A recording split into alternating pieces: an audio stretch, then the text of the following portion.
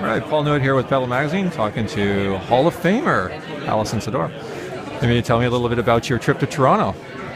Yeah, I just came back a few hours ago, and it was really exciting to be in Toronto last night. Canadian Sports Hall of Fame induction ceremony, and Long time overdue.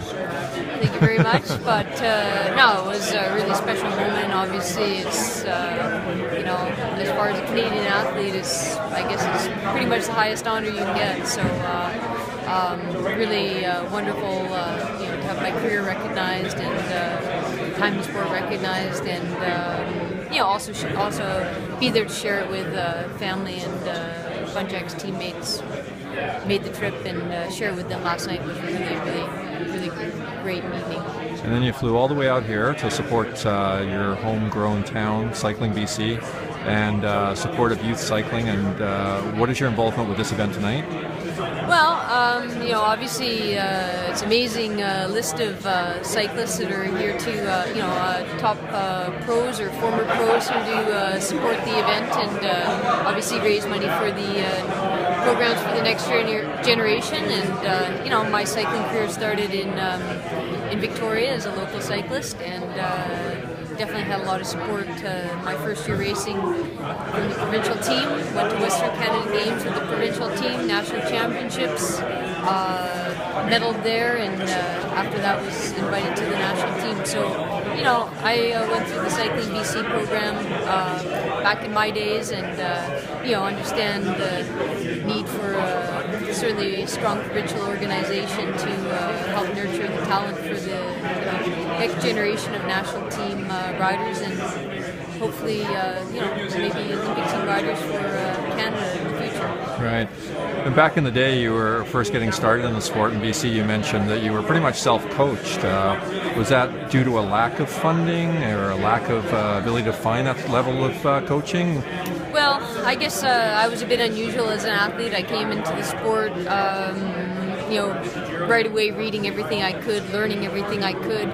Got a lot of help actually the first year that I raced, from Verna Bueller, who was then the provincial team coach for women in BC.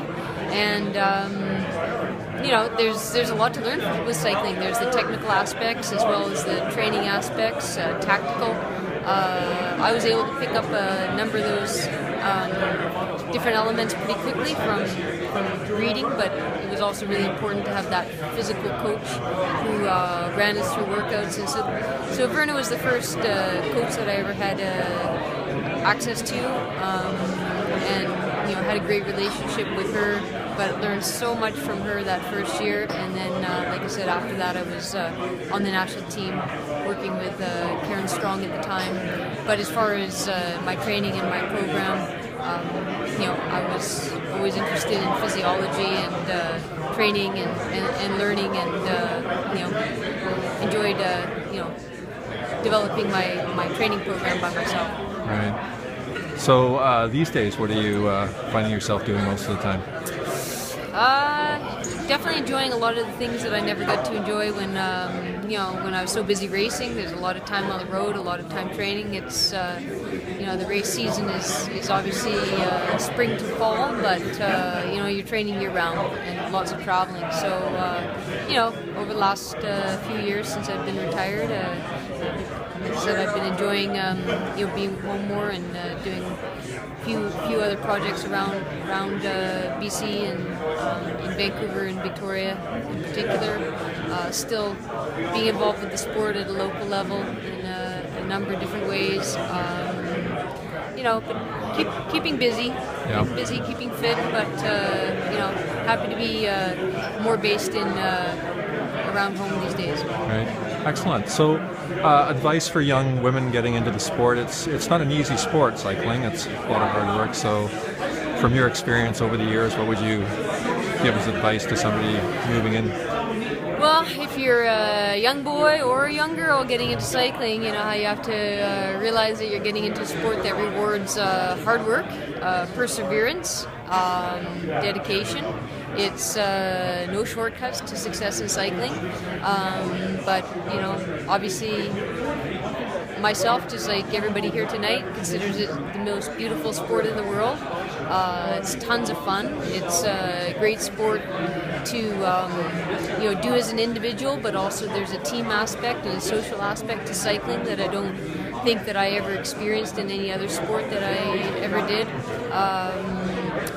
And it's a sport you can do for life, which is awesome for the young girls getting involved in the sport, but maybe some of the older girls too. It's a great sport for everybody. I think that there's no reason. I think we've had for women not to have lots of success as Canadian cyclists. We have incredible role models on the road and mountain bike, track, BMX. For Canada on the women's side, and definitely excited to cheer on the next young women who want to follow in our footsteps. Excellent. Great to see you. Thanks for giving us the interview. Thanks. Okay.